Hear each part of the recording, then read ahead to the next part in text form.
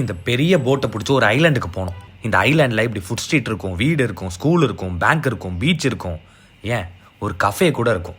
ஆனால் இங்கே bike, car, bus, train எதுவும் கிடையாது, சைக்கிள் மட்டும்தான். அப்போ எப்படி இருக்கும்? ஹாங்காங்லேருந்து ஃபெரியை பிடிச்சி ஒரு 1.5 மணி நேரம் ட்ராவல் பண்ணால் வர ஸ்பாட் தான் செங் சாவ் ஐலாண்ட். உள்ளே போன உடனே இந்த ஸ்ட்ரீட் மட்டும் இப்படி பரபரப்பாக இருக்கும். அண்ட் நீங்கள் சைக்கிள் ரெண்ட்டுக்கு எடுத்துக்கலாம், பிகாஸ் இங்கே பைக்கு, காரு, பஸ்ன்னு எதுவுமே கிடையாது. போன உடனே லஞ்சை முடிச்சுட்டு நடக்க ஆரம்பித்தோம். இந்த ஐலாண்டில் ஒரு 2 டூரிஸ்ட் ஸ்பாட் இருக்குது. அதில் ஒன்று இந்த மினி கிரேட் வால். அப்படியே ஏற்றமும் இறக்கமுமா ஒரு 1 hour அப்படியே ஊரை சுற்றி பார்த்துட்டு போகிற வழியெல்லாம் வியூ வேறு லெவலில் இருக்கும். அண்ட் இப்படி ஒரு பொல்யூஷனே இல்லாத ஒரு இடத்துல நடக்கிறதே ஒரு எக்ஸ்பீரியன்ஸ் தான். இதான் மினி கிரேட் வால். அங்கே போய் கொஞ்சம் ஃபோட்டோஸ்லாம் எடுத்துகிட்டு எட்டி பார்த்தா பீச். அப்படியே அங்கே போனால் டுங் வான் பீச். இந்த பீச் வேறு லெவலில் இருக்கும். அண்ட் அந்த பீச்சில் ஒரே ஒரு கஃபே கூட இருக்கும். அங்கே போய் ஒரு பர்கர் ஆர்டர் பண்ணிட்டு வியூவை என்ஜாய் பண்ணிட்டே சாப்பிட்டு முடித்தோம். இந்த மாதிரி நிறைய ஐலாண்ட் ஹாங்காங்கில் இருக்குது. பட் அதெல்லாம் கமர்ஷியலைஸ்டாக மாறிடுச்சு.